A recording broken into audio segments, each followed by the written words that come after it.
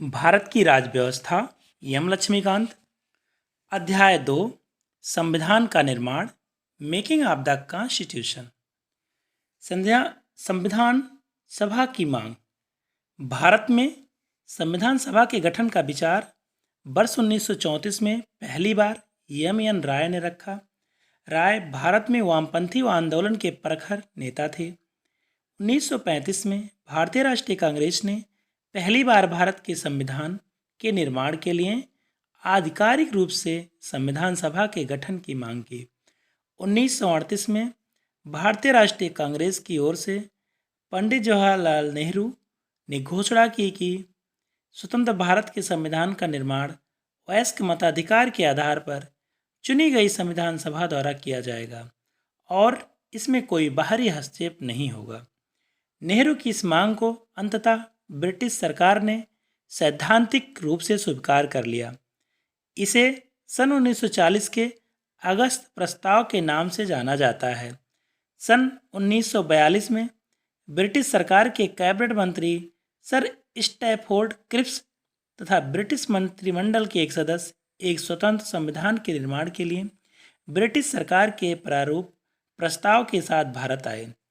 इस संविधान को द्वितीय विश्व युद्ध के बाद अपनाया जाना था।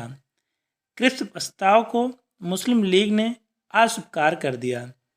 मुस्लिम लीग की मांग थी कि भारत को 2 स्वायत्त हिस्सों में बांट दिया जाए, जिनकी अपनी अपनी संविधान सभाएं हो। अंततः ब्रिटिश सरकार द्वारा भारत में एक कैबिनेट मिशन को भेजा गया। इस मिशन ने 2 संविधान सभाओं की मांग को ठुकरा दिया, लेकिन इसने ऐसी संविधान सभा के निर्माण की योजना सामने रखी जिसने मुस्लिम लीग को काफ़ी हद तक संतुष्ट कर दिया। संविधान सभा का गठन। कैबिनेट मिशन योजना द्वारा सुझाए गए प्रस्तावों के तहत नवंबर 1946 में संविधान सभा का गठन हुआ। योजना की विशेषताएं थीं। नंबर 1, संविधान सभा की कुल सदस्य संख्या 389 होनी थी। इनमें से 296 सीटें ब्रिटिश भारत और 93 सीटें देसी रियासतों को आवंटित की जानी थीं। ब्रिटिश भारत को आवंटित की गई 296 सीटों में 292 सदस्यों का चयन 11 गवर्नरों के प्रांतों और 4 का चयन मुख्य आयुक्तों के प्रांतों प्रत्येक में से एक से किया जाना था। हर प्रांत व देसी रियासतों अथवा छोटे राज्यों के मामले में राज्यों के समूह को उनकी जनसंख्या के अनुपात में सीटें आवंटित की जानी थीं। मोटे तौर पर कहा जाए तो प्रत्येक 10 लाख लोगों पर एक सीट आवंटित की जानी थी। नंबर 3, प्रत्येक ब्रिटिश प्रांत को आवंटित की गई सीटों का निर्धारण 3 प्रमुख समुदायों के बीच उनकी जनसंख्या के अनुपात में किया जाना था। ये 3 समुदाय थे मुस्लिम, सिख व सामान्य मुस्लिम और सिख को छोड़कर। नंबर 4, प्रत्येक समुदाय के प्रतिनिधियों का चुनाव प्रांतीय असेंबली में उस समुदाय के सदस्यों द्वारा किया जाना था और एकल संक्रमणीय मत के माध्यम से समानुपातिक प्रतिनिधित्व तरीके से मतदान किया जाना था। नंबर 5, देसी रियासतों के प्रतिनिधियों का चयन रियासतों के प्रमुखों द्वारा किया जाना था। अतः यह स्पष्ट था कि संविधान सभा आंशिक रूप से चुनी हुई और आंशिक रूप से नामांकित निकाय थी। इसके अलावा सदस्यों का चयन अप्रत्यक्ष रूप से प्रांतीय व्यवस्थापिका के सदस्यों द्वारा किया जाना था, जिनका चुनाव एक सीमित मताधिकार के आधार पर किया गया था। संविधान सभा के लिए चुनाव जुलाई-अगस्त 1946 में हुआ। ब्रिटिश भारत के लिए आवंटित 296 सीटों हेतु इस चुनाव में भारतीय राष्ट्रीय कांग्रेस को 208, मुस्लिम लीग को 73 एवं छोटे समूह व स्वतंत्र सदस्यों को 15 सीटें मिली। हालांकि देसी रियासतों को आवंटित की गई 93 सीटें भर नहीं पाईं, क्योंकि उन्होंने खुद को संविधान सभा से अलग रखने का निर्णय लिया। यद्यपि संविधान सभा का चुनाव भारत के वयस्क मतदाताओं द्वारा प्रत्यक्ष रूप से नहीं हुआ, तथापि इसमें प्रत्येक समुदाय हिंदू, मुस्लिम, सिख, पारसी, आंग्ल भारतीय, भारतीय ईसाई, अनुसूचित जात, अनुसूचित जनजाति के प्रतिनिधियों को जगह मिली। इनमें महिलाएं भी शामिल थीं। महात्मा गांधी के अपवाद को छोड़ दें तो सभा में उस समय भारत की सभी बड़ी हस्तियां शामिल थीं। संविधान सभा की कार्यप्रणाली। संविधान सभा की पहली बैठक 9 दिसंबर 1946 को हुई। मुस्लिम लीग ने बैठक का बहिष्कार किया और अलग पाकिस्तान की मांग पर बल दिया, इसलिए बैठक में केवल 211 सदस्यों ने हिस्सा लिया।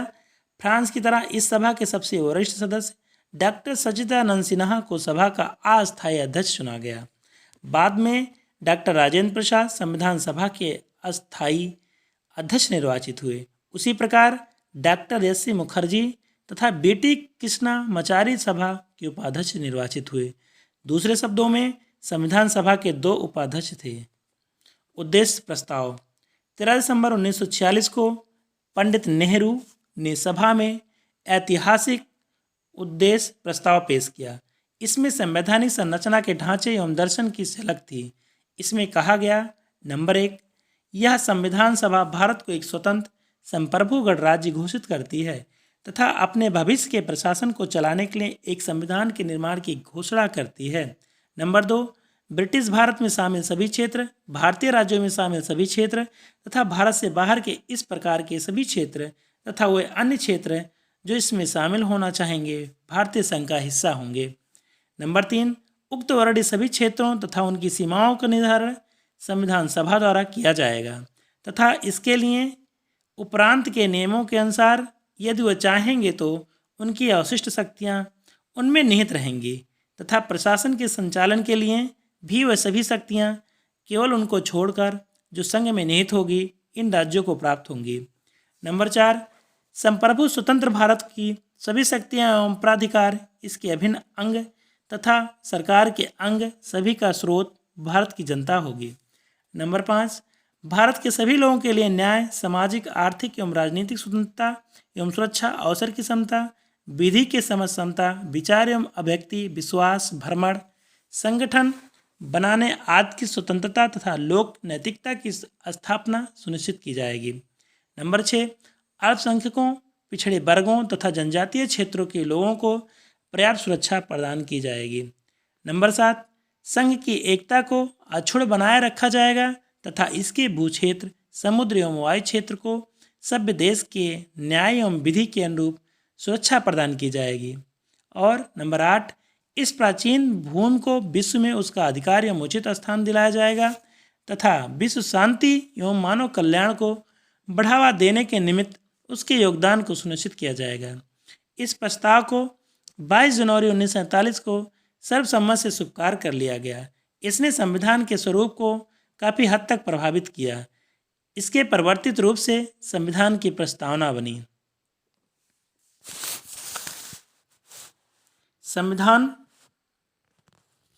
स्वतंत्रता अधिनियम द्वारा परिवर्तन। संविधान सभा से खुद को अलग रखने वाली देशी रियासतों के प्रतिनिधि धीरे धीरे इसमें शामिल होने लगे।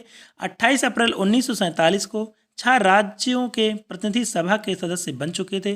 3 जून 1947 को भारत के बंटवारे के लिए पेश की गई माउंटबेटन योजना को स्वीकार करने के बाद अन्य देशी रियासतों के ज़्यादातर प्रतिनिधियों ने सभा में अपनी सीटें ग्रहण कर लीं।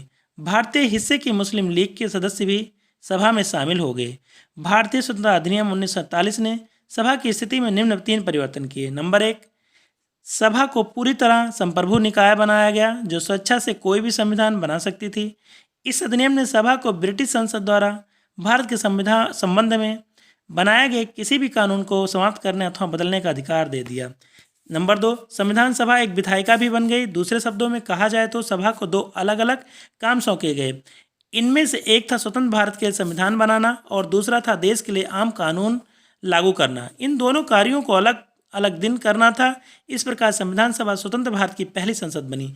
जब भी सभा की बैठक संविधान सभा के रूप में होती, इसकी अध्यक्षता डॉक्टर राजेंद्र प्रसाद करते और जब बैठक बतौर विधायिका होती तब इसकी अध्यक्षता जी.बी. मौलांकर करते थे। संविधान सभा 26 नवंबर 1949 तक इन दोनों रूपों में कार्य करती रही। उस समय तक संविधान निर्माण का कार्य पूरा हो चुका था। नंबर 3, मुस्लिम लीग के सदस्य पाकिस्तान में शामिल हो चुके क्षेत्रों से संबंध भारतीय संविधान सभा से अलग हो गए। इसकी वजह से सन 1946 में माउंटबेटन योजना के तहत तय की गई सदस्यों की कुल संख्या 389 सीटों की बजाय 299 तक आ गिरी। भारतीय प्रांतों, औपचारिक रूप से ब्रिटिश प्रांत की संख्या 296 से 229 और देसी रियासतों की संख्या 93 से 70 कर दी गई। 31 दिसंबर 1947 को राज्यवार सदस्यता को तालिका संख्या 2.4 में प्रस्तुत किया गया है। भाग 1 कंप्लीट हो गया। भारत की राज्य व्यवस्था, एम लक्ष्मीकांत। अध्याय 2